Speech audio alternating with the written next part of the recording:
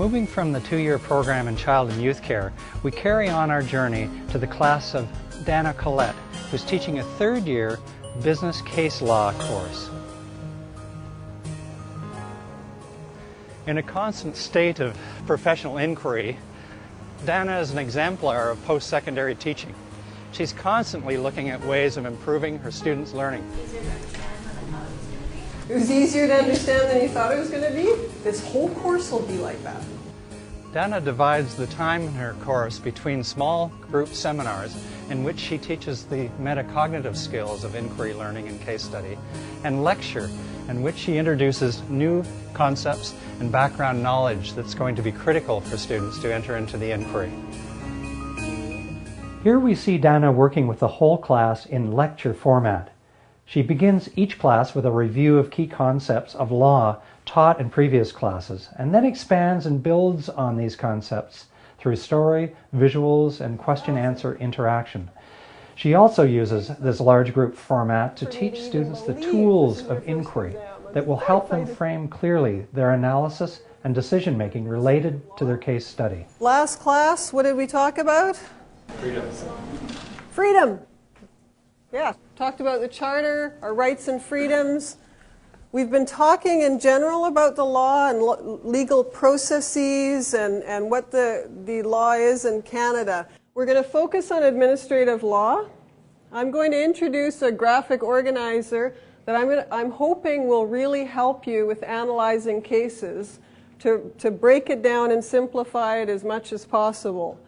So we're going to take a look at that, and then we're going to use it in the context of an in-class case. Okay? There are 3 areas of government. We looked at judicial, right? That's the courts. And legislative, what's the legislative branch of government? Parliament? Yeah, Parliament, Legislative Assembly. These are the folks, all the folks that we vote in. They make the laws and so forth, right? Legislative, they make legislation. Legislative branch, that's an easy way to remember it. Is the balance of theory and practice, the theory of law and the practice of the case study, is that working well for you? And it works. Yeah. Because in the lecture, you go and get the information, and then to do the practice in the class, it's easy to assimilate, once again, the way I said before, assimilate that concept that maybe in the paper it wasn't clear, but in the practice makes more sense. Whether they spend more than so many hours in front of the television, whether they, whatever, right? So that, if that test is made out, the court must find that this person is indeed a couch potato. Using simple examples, good story, and humor, Dana uses this whole class time to model explicitly the thinking processes that the students will need for their first case analysis. Okay? And so we're going to go like this. Say that fact is going to be used by the plaintiff to attach to that test, part of the test, to make out that argument, right? And this side says, yeah, but he throws it up right after eating it. Okay? So that goes to not a couch potato.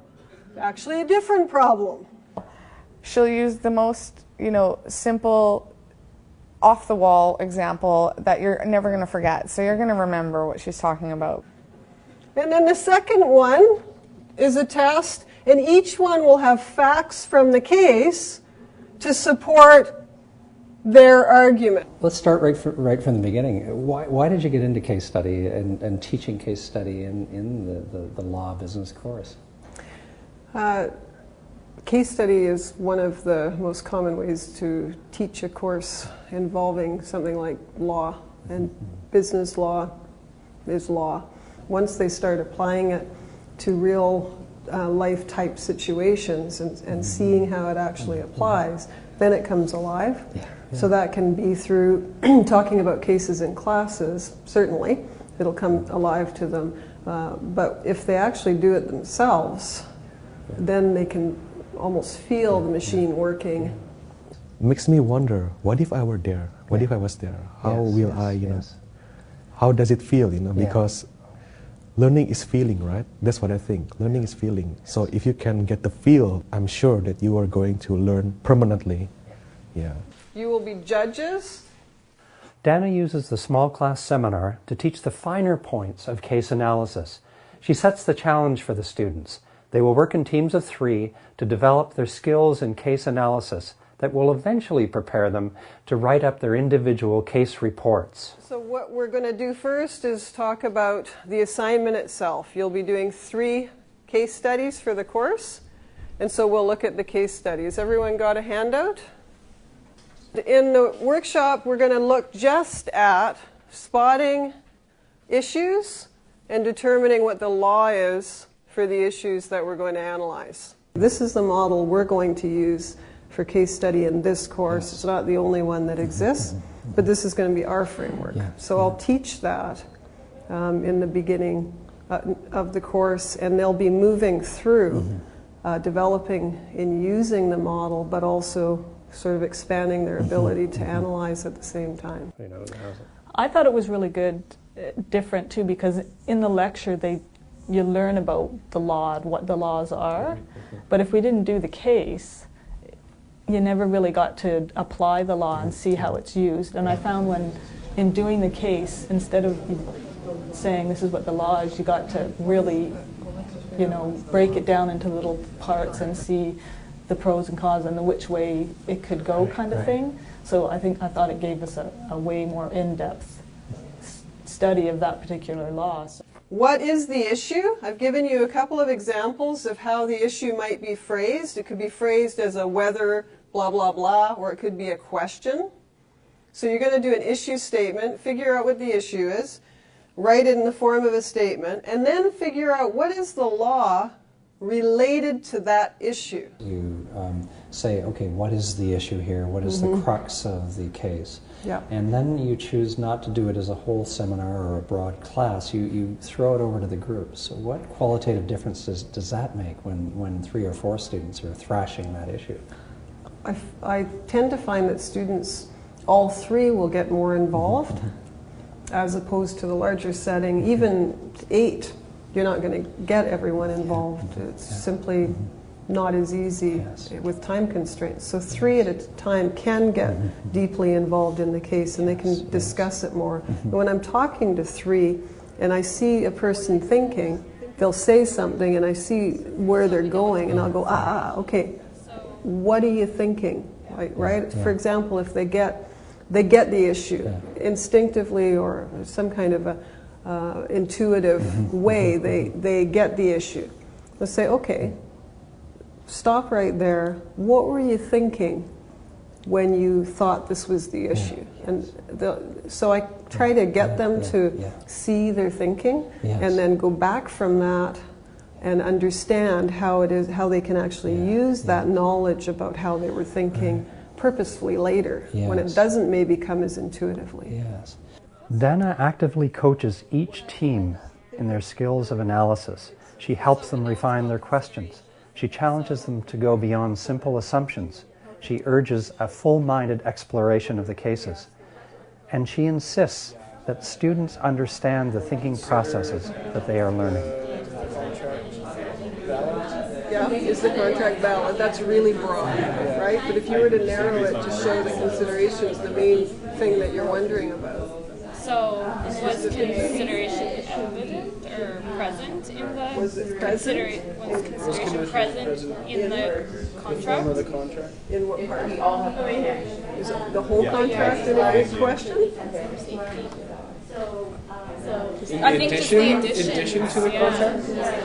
Okay, see how you're doing that? So it seems a real key part of the course is not just to have them do the thinking and succeed in the thinking process, but to be really conscious of the meta skills they're applying to cognition and how they do it so that they can transfer that to the next case, to the next I'd say so, because in some ways that is, in some ways pedagogically that's more important to me, because I find that I'll have a student who's quite intuitive learner or writer, and things will just come, and they'll write it out, and it just works, and the teacher's happy.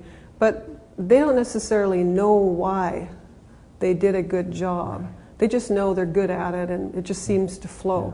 And then you'll get a student who just, for some reason, isn't good at it and doesn't understand it. Both those students can benefit from understanding how you actually arrive at that. I'd really invite you to think about how you were thinking. Oh, what did I do to go about getting that issue? This is all about thinking. So they're actually questioning themselves. They're looking at the theory and having to ask questions of the theory, or in this case the law, and having to ask questions of, oh, well, how does that actually work? Okay, well, let me try this. Oh, well, now I need to know more. Okay, and it engages the system, and it brings whatever the theory, the law, brings it to life. Good. And I guess it's two parts. Okay, let's come together and see what we've got here. Was it truly self-defense, or was it unjustifiable anger? Wow, that's a big one. Anyone else? Justifiable self-defense used by the government. Okay, so it's another issue statement. Says the same thing, but we phrased it a little differently. With a case study, it's giving you a whole bunch of facts, and you've got to figure out which ones are important. And it really just makes you work your mind, not memorize things. You have to look at things from all angles and figure out. You have to be really open-minded, like you said earlier, and figure out the problem and solve it. So it's a totally different way of learning, and that's what I enjoyed about it. The issue is the question the court has to answer. The law is the law that the court uses to answer that question. Okay? Did so-and-so murder so-and-so? That's the question the court has to answer. So the court would like to know what murder is. Right? Can't answer the question if the court doesn't know what murder is. And that's where you set the law out to show the court, or the court to determine it. Okay? What's that like as you've observed students going through those roles? Well, I like to use a variety of ways to get students to take perspectives.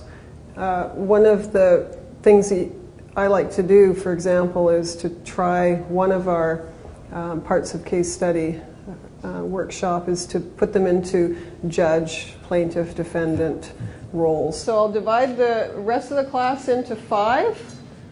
2 groups for the plaintiff, lawyers for the plaintiff, 2 groups for the defendant, and a group of judges, so you'll all work together. So they get an opportunity to just be that party. Excessive force was used to knock him down the stairs. Samir was half the size of the bouncer. Based on his experience, it may be that that punch was reasonable force, because it's not probably every day that you get hit in the head with a chair. And then the students who are in a role of a judge have the opportunity to put themselves in a role of a neutral third party, looking at the facts and the law and trying to put them together. I found out that this case is not self-defense. The law can be quite different in different countries that the international students are coming from, so they'll bring a perspective looking at the facts that perhaps a domestic student wouldn't have an opportunity to see, and the mixing the students in different ways, and it's not just whether they're international or domestic, it's also age, could be gender, could be all kinds of things. By trying to achieve some diversity as much as possible, there are a lot of other things other than just the goal of the case that can be achieved. What importance did diversity in those groups play? Well, it's very important.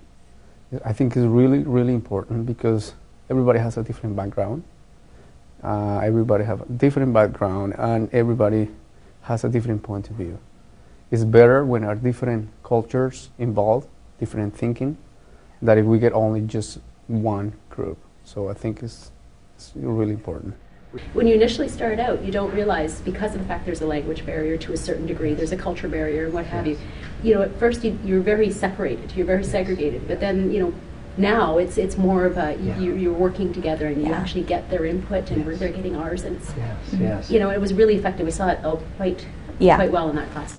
To maximize the value of student diversity, she sets clear expectations that they form teams with classmates with whom they have little previous association. Was that structure important for you, Christine, the definition of roles as well? Like you, as you're going through your schooling, you get used to working with certain people in certain groups all the time. So you're only really getting that kind of way of looking at things all the time. But when you're being forced to actually work with other people in groups, you start realizing that there are different ways of looking at things, and it's interesting to see just how diverse people's ways of actually approaching situations are within the school. With the group sectioning them off with the reporter, and what have you, recorder, that was effective, because like Denise said, I mean, there are people that just choose to not say anything at all, and you actually had to be at least once anyways, each of the positions, so you were forced to actually speak up, which is good. You realize people aren't going to, you know, laugh at you, so it's a good thing. I remember the first case study class, the first one we went to. It was really overwhelming, but now it's like a piece of cake kind of thing, you know. And I think back to that and I think, oh yeah, she was right, because she told us, don't worry, it's all going to come together, you know, by the end, and it did. There are 3 case studies. The third one is quite a bit, actually this term, quite a bit more complex.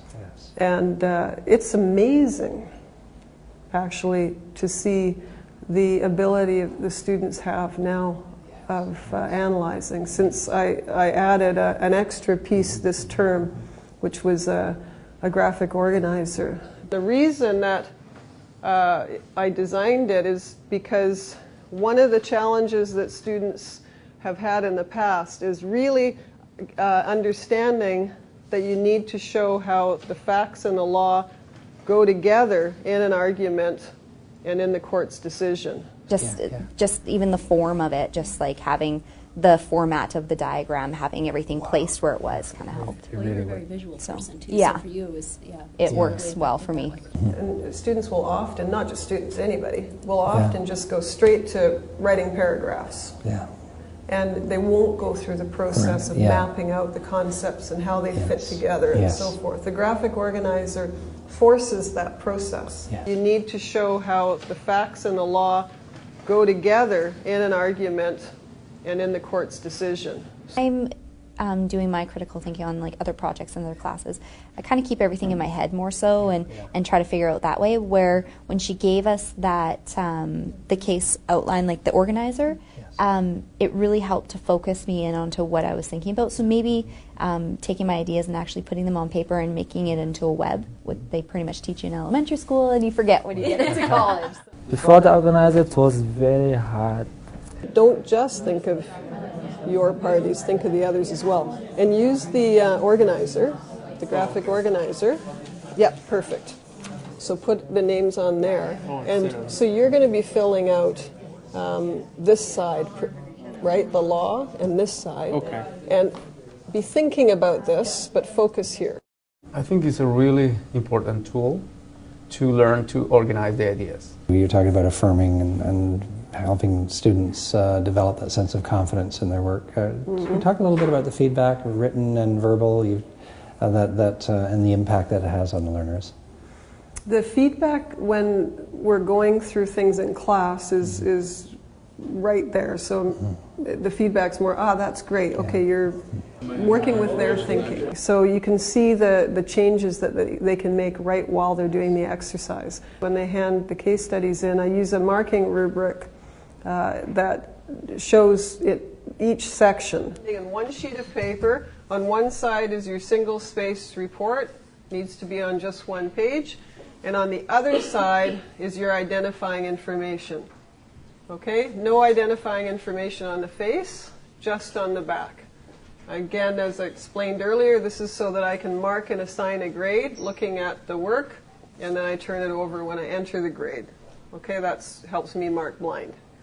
Yeah, so they have the clear criteria, and your feedback kind of corresponds directly with those criteria that are defined. Yeah. Right. Yeah. And then if I see something that, and they're obviously invited to come, and a lot of students do come in addition and say, okay, can I bring my case and talk to me about it, right? What can I do to improve it next time?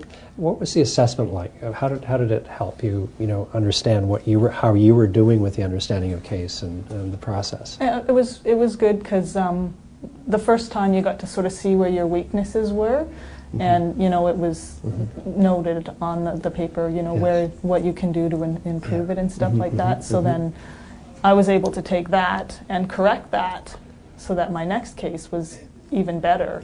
You have high expectations of their capacity to move into critical thought, high expectations for them to move into understanding case law and in relation to business. What do you do to make it safe for these guys? Because it's a big risk for a lot of them, particularly those of English as a second language, and for some for whom this is very new and challenging stuff. What do you do as a teacher to make that environment? Well, what I do with that hope, a couple of things. One, working in the small groups seems to make it safer for a lot of students. Another is that the in-class work is marked on very objective things that have nothing to do with getting it right. So, and I'll repeat that quite a few times throughout the course, right up to the very end of the course. This isn't about getting it right. This is about showing me your work. I just want something to mark, to say that you were here, you were turned on, and that's all I care about.